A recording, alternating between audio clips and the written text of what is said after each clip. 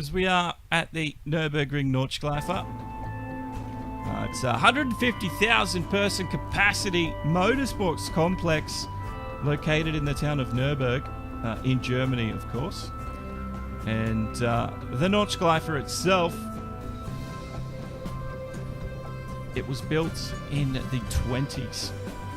And there you can see there's the track itself. Absolutely massive. 20.81 kilometers, 154 turns. And we take it on tonight. So let's get out there for the race. And we might even have Viper Z join us in the booth. GT King got 8th. But here we go. Get everything started. And we get going for one of 6 laps begins. Nala David Wilkinson, thank you so much and welcome to this race.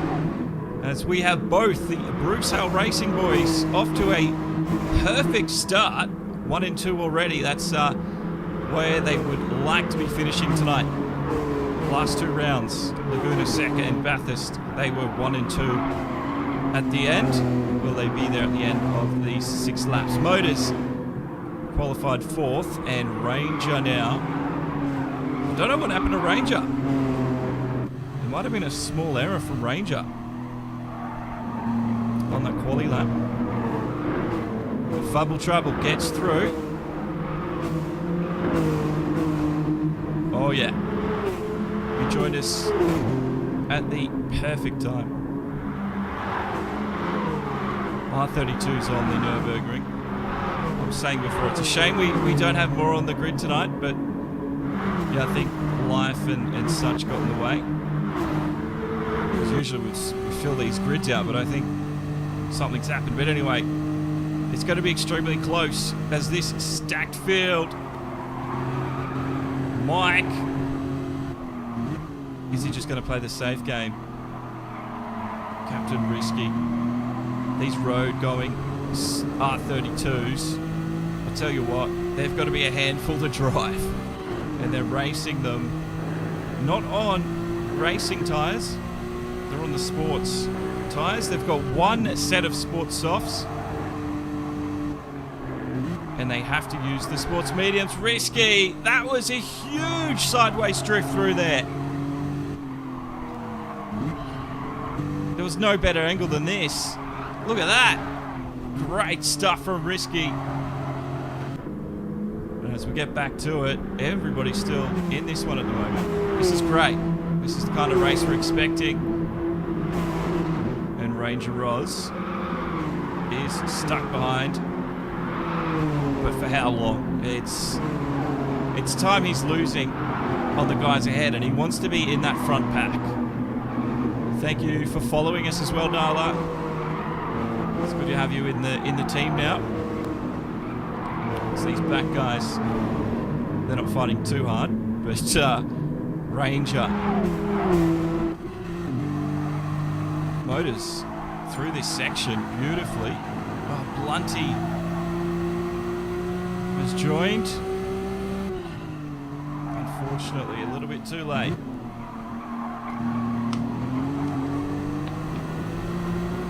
That was a wild opening there with Risky. We saw Ranger Oz do the same thing in quali. Get that thing out sideways. I think he just did it again. But these guys up the front, Mike and Captain Risky. Oh, beautiful. Let's have a look at it again. Just because it was so good. Look at that. Oh, great stuff. So Risky. He is the rear gunner now for the Bruce Hale Racing boys. His teammate Noodles up the front, holding the pace. It's going to be a hard pace to beat. We know Noodles has come from strength to strength this season. And another win here tonight is something he will be aiming to get. So they top out through here about 210. Mike in the slipstream, though, might get some slight advantage. It is close. I think it's even closer between Ranger and Motors. Ranger almost slid it up the inside, but they get it through. And Ranger stays 5th. Ranger knows he's capable of sticking it with the guys up in the top 3. It was just so unfortunate that he couldn't put a time down that meant he was with them there in quali. Motors did better, and that is why Motors is where he's at. He was a deserved lap, of course. I was listening to a podcast with Jarno Opmeer. Now, a lot of you I don't know if everyone knows who Jarno Opmeer is, but he's a absolute talent in the world of sim racing and real world racing. He's gone from like the world's fastest gamer and then into GT3s in the British GT Championship, and he's had some really good success there. Pole on his first day out. It was amazing. But he started in karting, Jarno Opmeer did, and he was talking about sim racing and people asking questions. And he said in sim racing, qualifying is the most important part. Just because he says it's harder to overtake in sim racing than it is in real life. So that honour goes to Motors for beating Ranger. Even though I think Ranger has a little bit more pace, it was his qualifying that let him down, and yeah, it was just interesting because I'm seeing it play out right here, right now, after hearing Jarno Opmeer talk about that in an interview we did. Ranger, though, will be patient, we hope.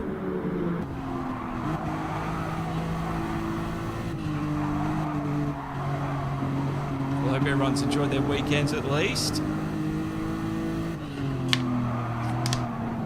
That all ends in a few hours.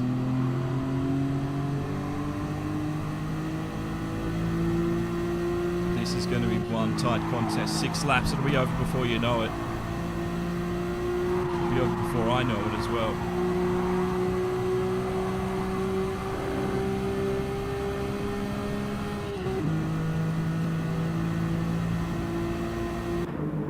Down the Nottingham this time.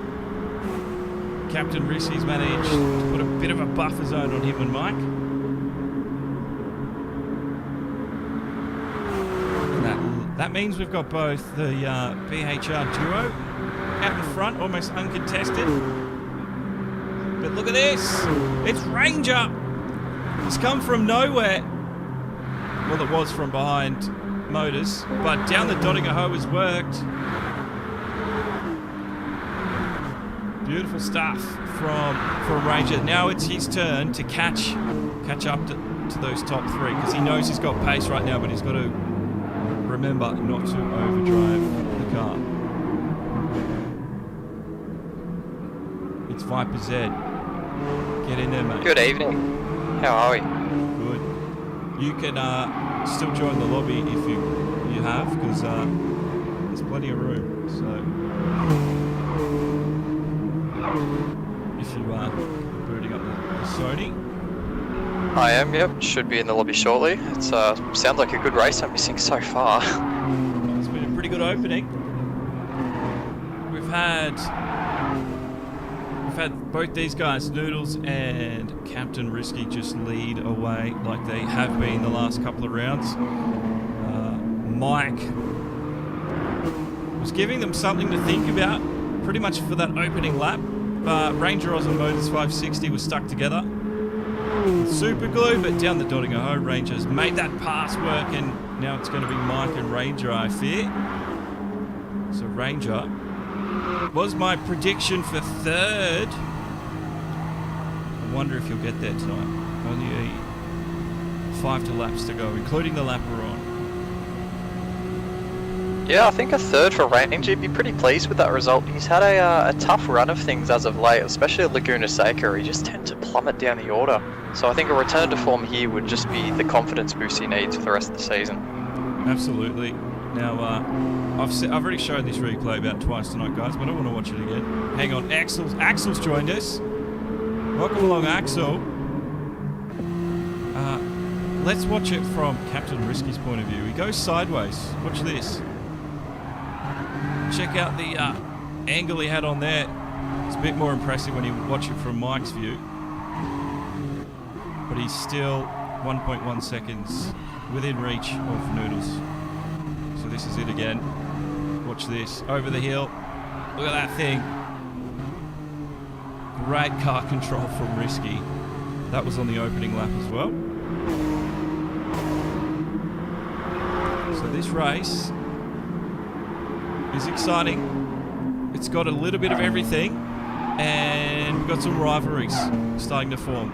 That was a little bit wild there for Ranger again.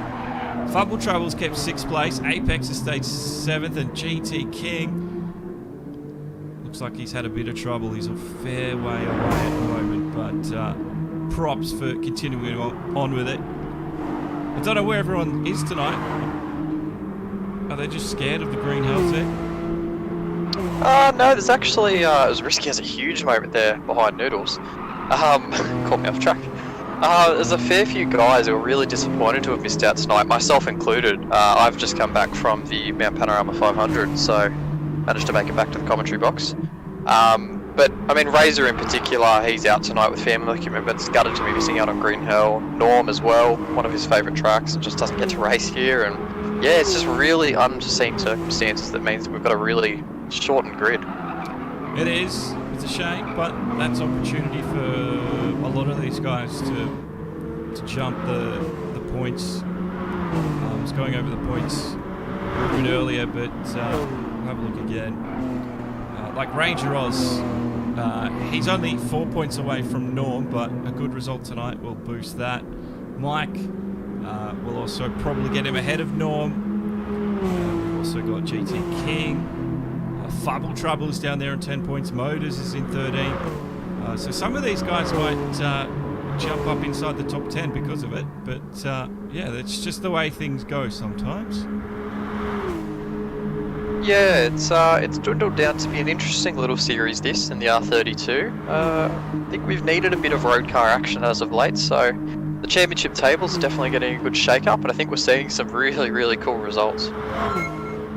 Oh, and Axel, he's done it. This is great racing, as usual from the group. Amazing car control on this track. Thank you, Axel. He sends 150 stars towards us. Thanks, mate. As always, big supporter on Facebook. Now Motors is really rolling in, catching up to Ranger here. So I don't know if Ranger's had a moment, but this might have been the sector where Ranger struggled in quality, and Motors did it because that's why he started ahead of him. Just before you joined as well, I was listening to an interview with Jana Wokmir, and he was saying in sim racing at least how he finds qualifying to be more important because he says overtaking is harder in sim racing than real life. So okay, he puts a lot of effort into qualifying. Well, he puts a lot of effort into all of his racing, but he says in sim racing it's more important to get a great qualifying result because he just says it's harder to overtake in sim racing, which is interesting. Yeah, that's an interesting take on that. I'm inclined to agree, but only by the slightest of margins. I think in sim racing in particular, you've got a lot of variables that obviously you don't have in real life. So you've got the net code, you've got maybe a slight bit of that. What is it? That fight or flight almost. I mean, obviously drivers in real life, they've got that instinct to not want to crash, not want to put themselves in a harmful position. Whereas in sim racing, it's balls to the wall, let's fight. So I think that definitely plays a part, and for that reason, overtaking is definitely harder. online. Yeah, I think you're right. He also said people tend to find their PBs much faster in sim racing than the real world, where, you know, in the virtual world, people just, like you said, go out there straight away and they can push it straight away. Where in the real world, it's a little bit different, including that, you know, I don't want to crash instinct. And I think that's the main part of it, because there's no consequence. In sim racing, you can push straight away, and it doesn't matter, because if you make a mistake, that's when you know where the limit is. And I always like to try and make mistakes, actually, when I'm practicing for races like this, because at that point, you know exactly where your limit is, and you know how hard you can push and where you need to push. Bang on. That's how I usually take it. I haven't raced myself for a long time, but there you go. Axel, no. This is all, what's the word? 100% BOP, weight and performance, whatever it's called. So no tuning. It's all homogenized, so to speak. Everything's the same for everybody. This is 60 up beside range down the Dodingaho, and that's the second time they've switched positions. This looks like these two are just not going to give up on each other tonight.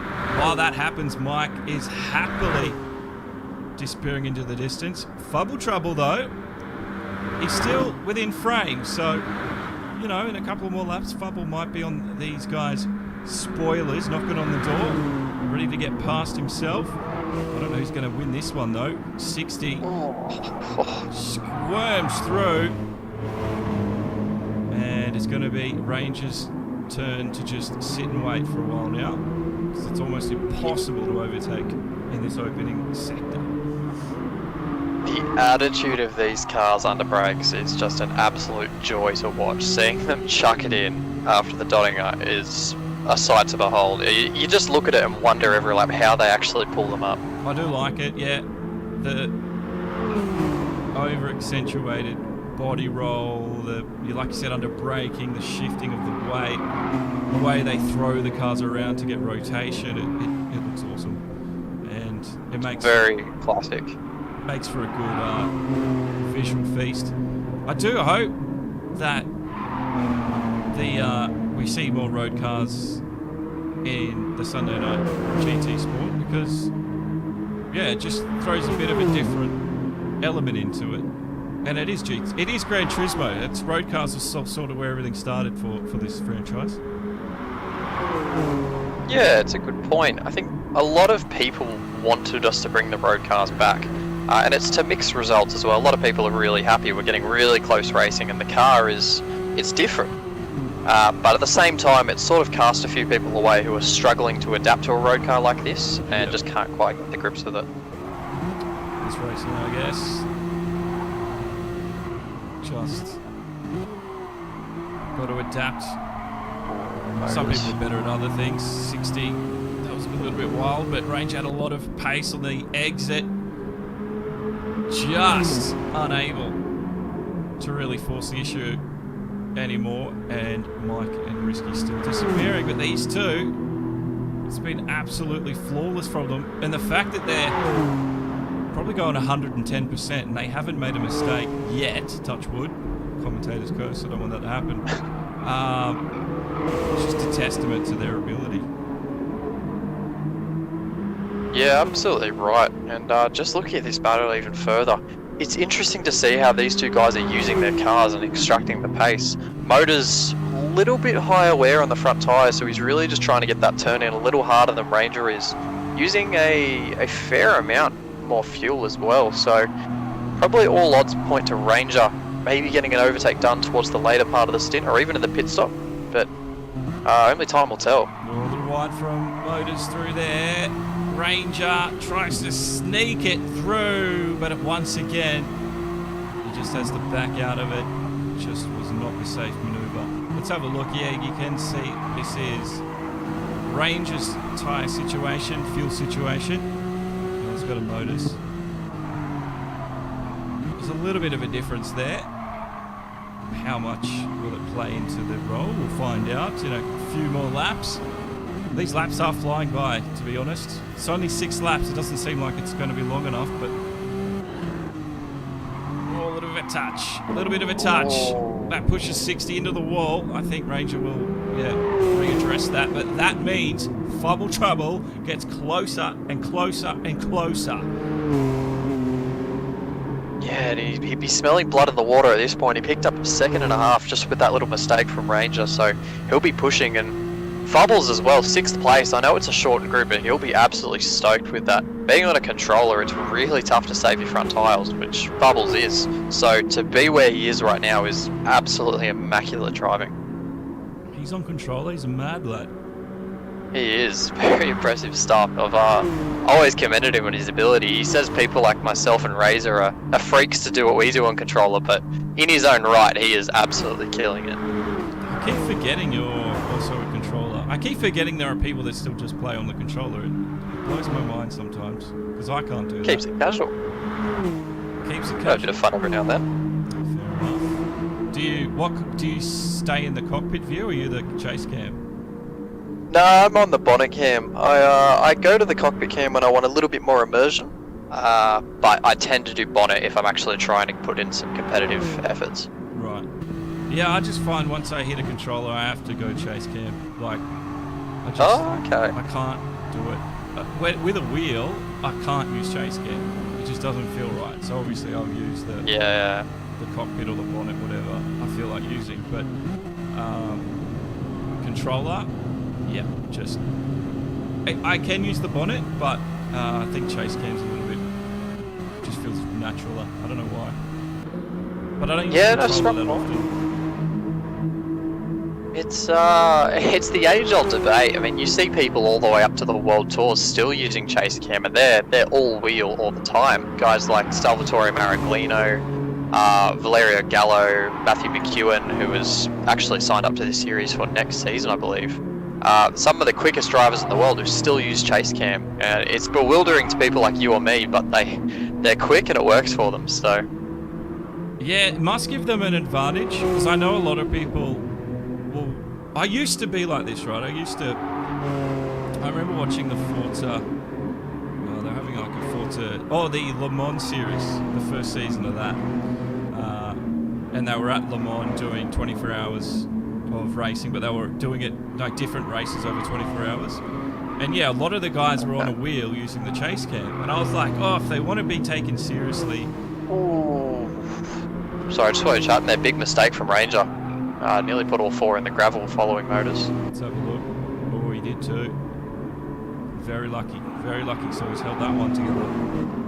Well, then again, it might be coming unstuck for Ranger. Overdriving is an issue. He'll need to rein that in.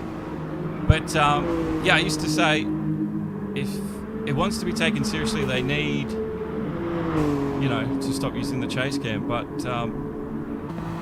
after a couple more years watching sim racing, I've come to the conclusion that we don't necessarily have to emulate the real world one-to-one. And I think if you want to use the chase cam, you're using it either because it's more comfortable, like I said, or there's some sort of advantage to it. Either you can see more around you, you have better awareness, you can judge the corners a bit better. I don't know, but yeah, personally, I'm all for it. But it's weird. Yeah, it's weird, but I'm for I it. agree. Yeah. Let the people do what they want to do. At the end of the day, sim racing, as seriously as we take it, it's all a game and it's all for fun. So whatever works for whoever uses it, feel free. It's Groover saying, sorry I couldn't be there tonight, I'll be there next week.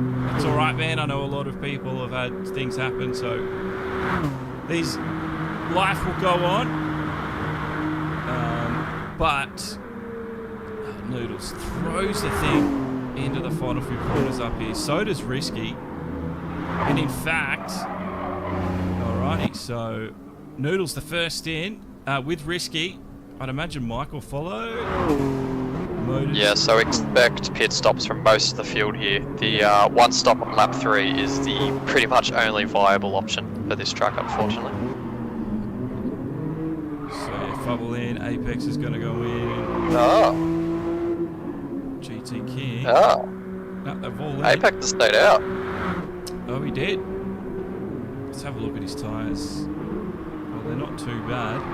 Alright, he's going to try something here. Interesting. I don't know if the overcut will work that well, but give it a go, son. He's got to try something different, I guess. I'm really excited for this now. He was a fair amount behind, but just trying something different, and the opportunity for Noodles and Risky having someone ahead of them now, that's a bit spicy. Yeah, well, that's what I like about people like Apex. They might know that, you know what, it's not gonna, like, look, I'm near the back of the grid. If I pit now, everything will remain the same. If I continue on, something might happen.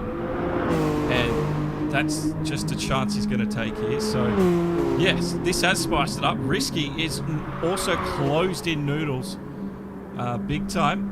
And Mike's not too far away. Ranger and Motors down in swap positions again. But yeah, this is spiced up. This has spiced up. You're not wrong. Yeah, that's definitely that shorter fuel stop that definitely helped Risky to get to the back of Noodles. He's right in the slipstream and he'll be wanting to get a move done ASAP. Yeah, Risky was ahead for the opening laps, so he's made some small error we didn't get to see, and that's let Noodles through. But the Brucell Racing boys, they will work together here. They seem to do that. Next Level Racing are leading in the cumulative championship points because there's 4 divisions, but I don't know how many of guys in the other divisions aren't racing either tonight. Yeah, hard to say. You could probably have a scan through the forums, but I have a feeling this was a Div 1 only sort of thing. It just so happened it dawned on a weekend where a lot of people were busy for Div 1 in particular. No Bathurst 12 hours on as well. Well, that might be finishing now, but that was on. The iRacing splits, yeah. So I don't know how many people also do iRacing. There's a couple. There's at least 1 or 2. I'm not sure how serious they are about it. But yeah, it's entirely possible.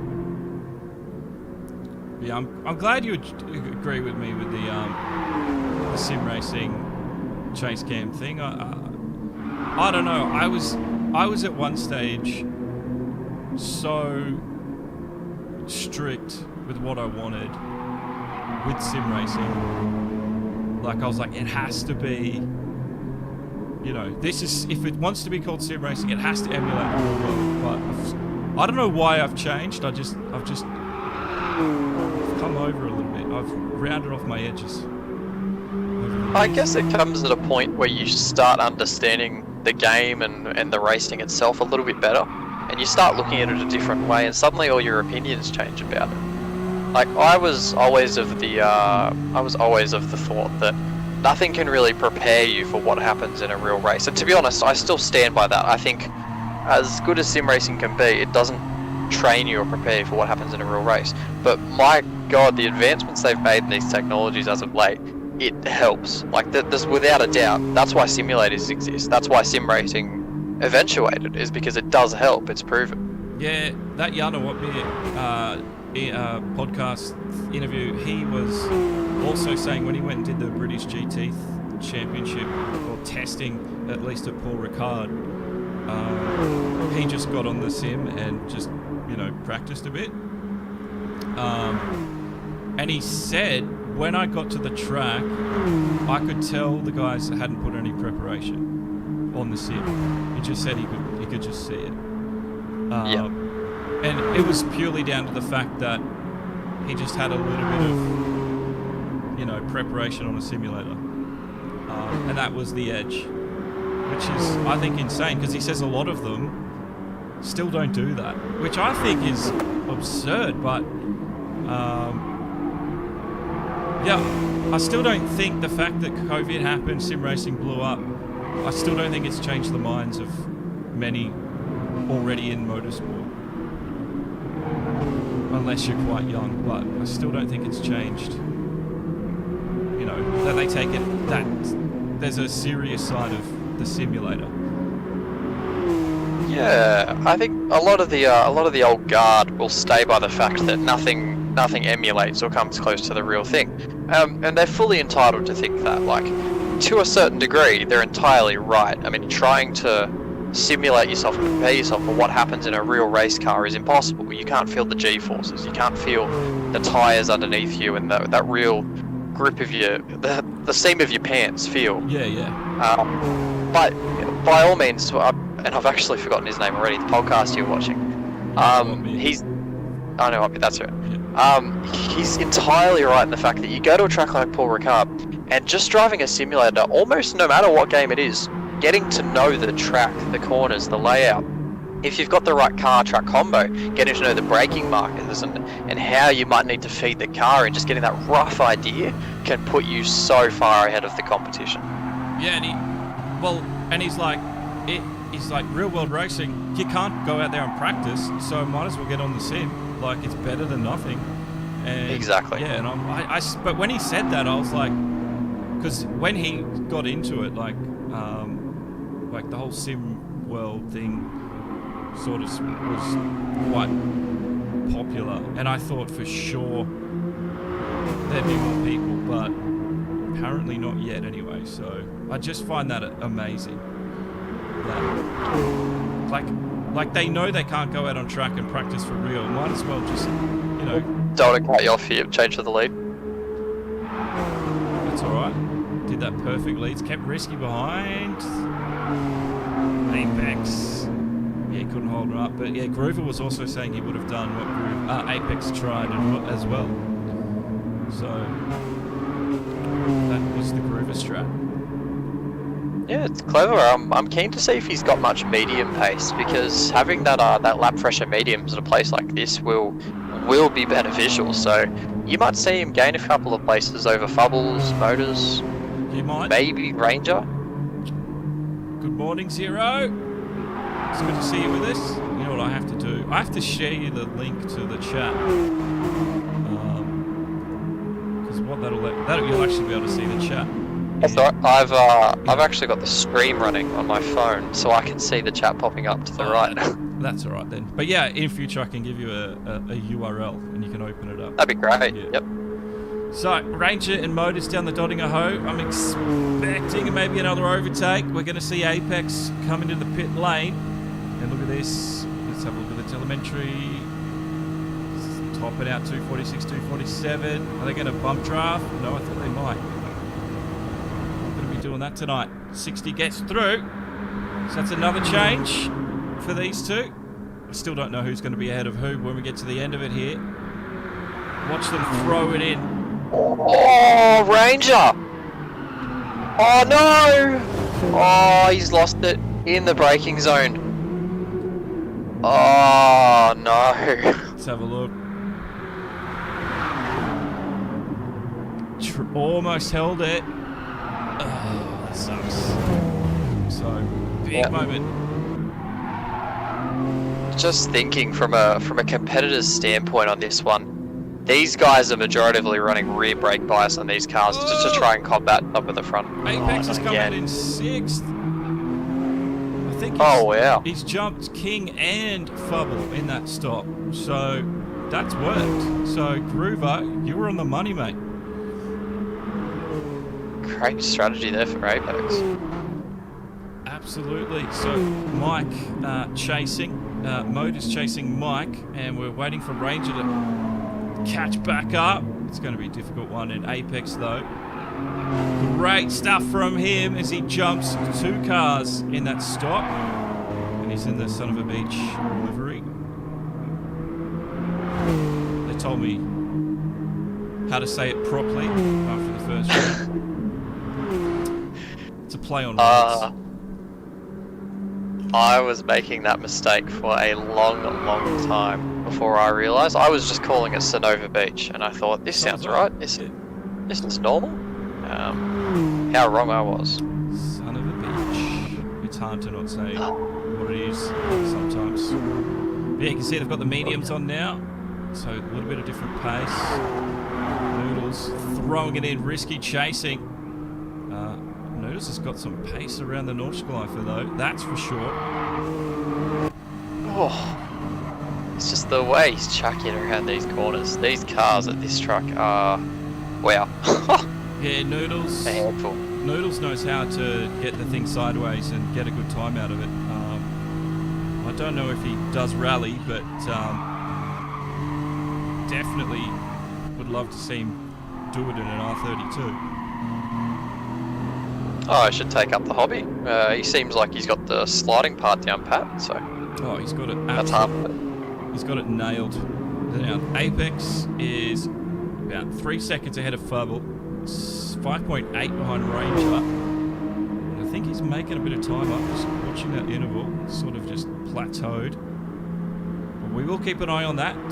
This is the penultimate lap, of course. But like you said, Apex will be on the much faster tyres for the closing laps, so his race pace is going to be vital. Groover says that he should be quick now that he's on those fresh mediums with low fuel. I'm pretty sure I will have to agree with you on that, Groover, because didn't think the strap was going to do much for Apex, but it did. It did so much. So it was a good decision. Yeah, it was really good to think ahead like that and just wonder how that race is going to pan out. I mean, he's probably made a big net gain out of it, and Groover's absolutely on the money there. I think, myself included, a lot of the drivers have been surprised by the fact that the mediums can almost hold up to the softs with a low tank of fuel in it. Right. So they've become a viable option for strategy, and it's sort of thrown a cat amongst the pigeons. And it's, I mean, as Apex has shown, it's opening up strategies for places that we didn't expect it to. That's right. And also, thank you, Stephen. Thank you, Yusuf, for hitting the like button. Appreciate the support there, boys and girls. If you want to support us even further, you can go to buymeacoffee.com/demo1garage. If not, there's free content on there. And if you want to get it to your inbox, you can just hit follow, add your email, and you'll get emails when we post new stuff. And you won't miss a race, a podcast, or whatever. We've got some stuff coming up. We've got the race here at the front. This is between Noodles and Risky. And Risky's biggest chance is going to be down the Dodingaho. We're almost there. So he needs to get a good exit onto that last straight. Yeah, it'll be pretty crucial for Risky. If he can just stay in the tow coming onto that straight, then he's in with a shot at taking this to the last lap. Just then as well, Apex, little mistake through the back straight coming into the carousel section. I was actually about to comment and say he's made a lot of ground on Ranger, full second since we saw Ranger's mistake. You know, just erase that little buffer he built, and Fubble's looking really dangerous in his rear view now. Yeah, Fubbles isn't far off. I'm just waiting to find where was the small error. Must have been a little bit further back. But yeah, you can see Fubble is only 7/10 away. So this has become the danger zone for Apex. He's got to deal with that. We know he's got better tyres, lower fuel. He just needs to use that now and keep Fubble behind him rather than letting him through. Thank you, Drew Martin, for liking the stream as well. Thanks for coming on, supporting us. Now we've got this battle for 6th and 7th. We're going to have one at the front as well. This is going to be very interesting. Fubble is absolutely throwing the R32 into these corners. He wants it. He smells the top 6, this man. And I don't think we can convince him otherwise. No, Apex is... It looks a little bit smoother, if I'm honest. That might be due to the controller he's using, I don't know, but it just looks a little bit of a more smoother action where Fubble's a little bit more aggressive. Yeah, to the untrained and the trained eye, you can pretty easily pick out just the little things about what a controller user will do versus a wheel user. Apex, you'll see, he very rarely goes to full lock at shallow corners, whereas Fubbles, with obviously a lot less steering play, you'll see is steering inputs, I should say, they'll spike a lot harder, and that's why the front tyre wear actually will skyrocket as well. There we go. Professional himself, and now we're on the Dotting a Ho now for Noodles and Risky. This is what I'm very keen to see what happens. He's in that slipstream. Noodles does know that he's going to pull his teammate in, and he's trying to brake. It's never going to happen. And what? That was a lift? No, they're topping out. I thought he left. Oh. Now, there are two possibilities here for what Risky is doing. Oh, is he waiting for the last lap?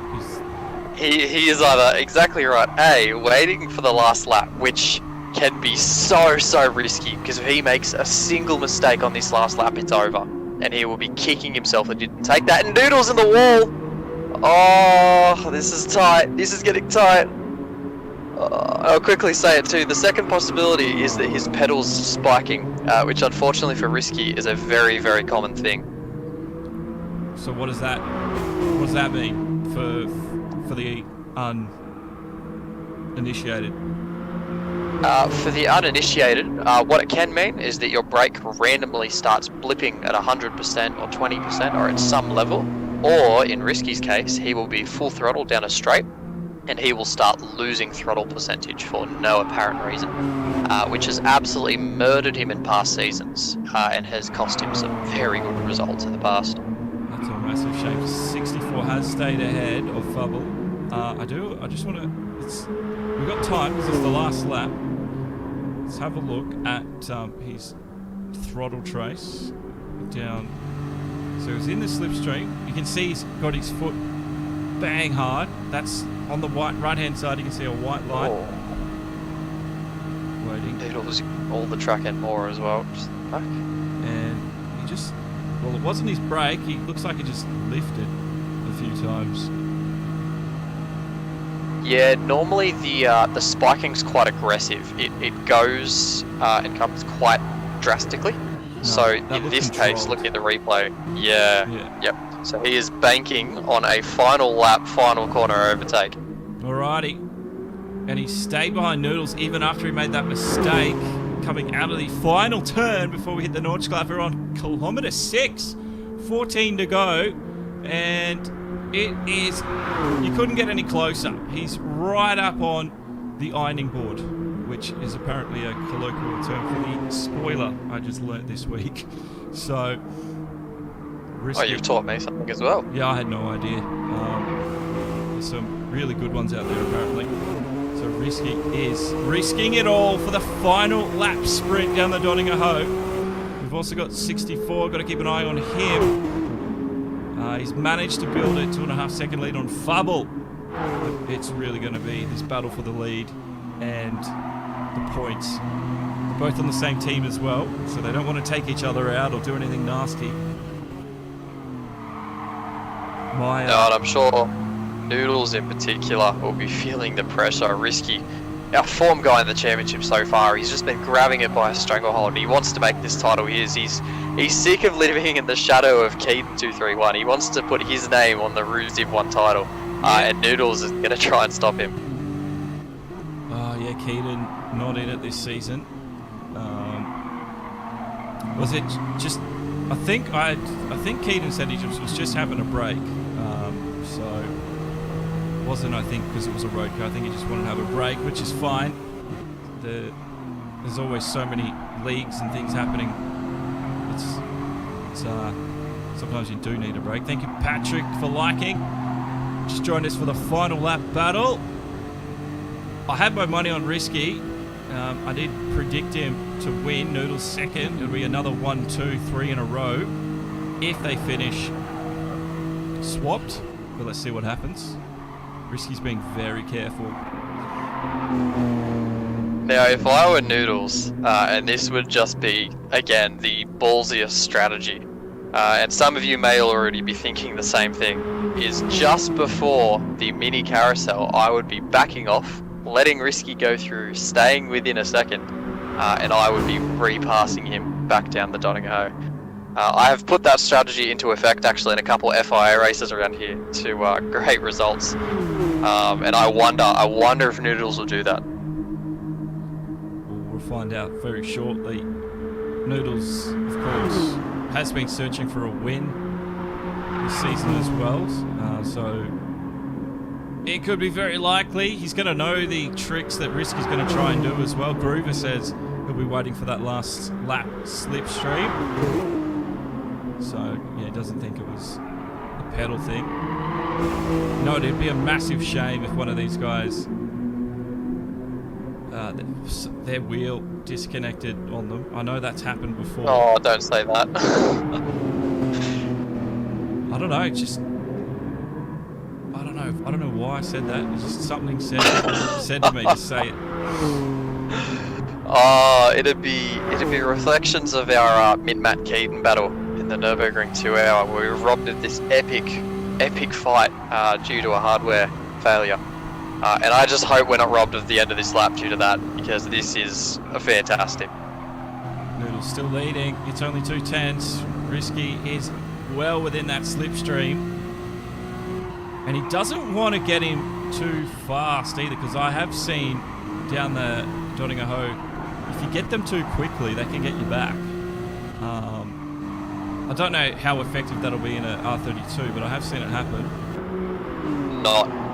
These cars don't quite produce enough dirty air for that to happen. You'd see it regularly in Group 1, Group 2, Group 3, maybe Group 4. But a road car like this with next to no aero, it's not really achievable. Big Les says no commentator's curse. I'm sorry for even mentioning it. You're correct. As Noodles gets a little wobbly, Captain Risky shows he's not afraid to throw the car up beside Noodles, but still lets him take the lead. He didn't really pressure it too hard. He's getting impatient. Is it impatience, or is he just, I don't know, should he have taken a few of these opportunities? It's a bit of everything, because that's the thing. If you take the opportunity, you need to be so sure of yourself that you will make 8 tenths of him till the rest of the lap. And coming into the really crucial section here, I wonder what Noodles is going to do, because this could be chaos down the back. It could be. It absolutely could be. We're on board with Noodles, looking out behind that into the carousel. Jumped out that a little bit early. Risky stays with him. We're getting close and close and close as we come around this section. This is where it's going to be absolutely vital for this man to get his slipstream. Let's check out his trace. No fuel, medium tyres. Is it going to be enough? It could be all done before we even get to the overpass. Here we go. Noodles directly to the left-hand side. He doesn't want to give any advantage. He's at 240 kilometers an hour. Noodles sitting a few kilometers below that. He's behind Risky at this point. He might be able to get him back. He gets back in behind. So we go back on board. Risky jumps to the left. He does have a bit of extra pace on it. I don't think it's going to be enough though. Into the final corner now. Risky flogs it through there. Sideways left, sideways right. I think it was enough. Noodles is not giving up. He's gone onto the grass, mounted. No, that was it. That was it. Well done to Risky. He's done all he's needed to do, and Noodles takes a well-deserved but disappointing second, I'd imagine. Mike comes through for third. Absolutely flawless from Mike. And Motors, well done. 4th place. That's some big points for him. And how good of a finish was that? Oh, I almost thought Risky was throwing it in a little bit too wild, but it paid off. And we got a fantastic finish. We might have only had 8 cars today, guys, but thanks for joining us, because it was worth it. Every bit of that. Apex for 6th. It'll be Fubble for 7th place. And our final driver, GT King, he will secure 8th and some good points. But Risky, take a bow, son. Well played. well deserved. Yeah, couldn't agree more. Risky with yet another performance where he's just trying to put his name on that trophy, and halfway through the season now, and I think you'd agree with me, it looks like it's Risky's to lose. He's got probably 2-3 fingers on the trophy. Yeah, he's pretty good. If he can, he's been consistent, and consistency's king.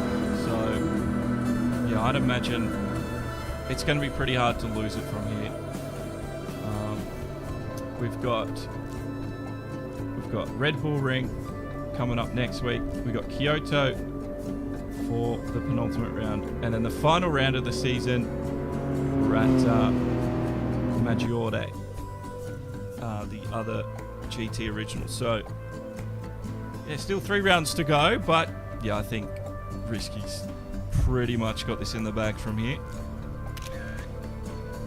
Yeah, and I'm sure he'll be hoping so as well. With drivers like that, you gotta wonder what's it gonna take to knock him off the top step. Well, we'll find out in a couple of weeks if anyone can dethrone Risky. At this stage, Noodles is the closest. But again, thanks to all of you guys for joining us for this race. Thank you to everyone that's hit the like. Big Les, Groover, Stephen, Yasuf. Thank you, Axel, for the stars as well. Zero. Hope you enjoyed it. We've got the SFR tomorrow morning, so join us for that from 11 a.m. But that is the end of tonight. So thanks, Zed, for joining me, and we'll see everyone very shortly. Thank you. See you all. And that'll be it, guys. Well, I'll be off. Enjoy your week as well. If you're still enjoying your weekend, make the most of it. If you're over there in the US, don't forget to visit demo1garage.com. If you click upcoming streams on the website, it'll show you a calendar of all our future races. So you're more than welcome. But that's it. Good night. See you later.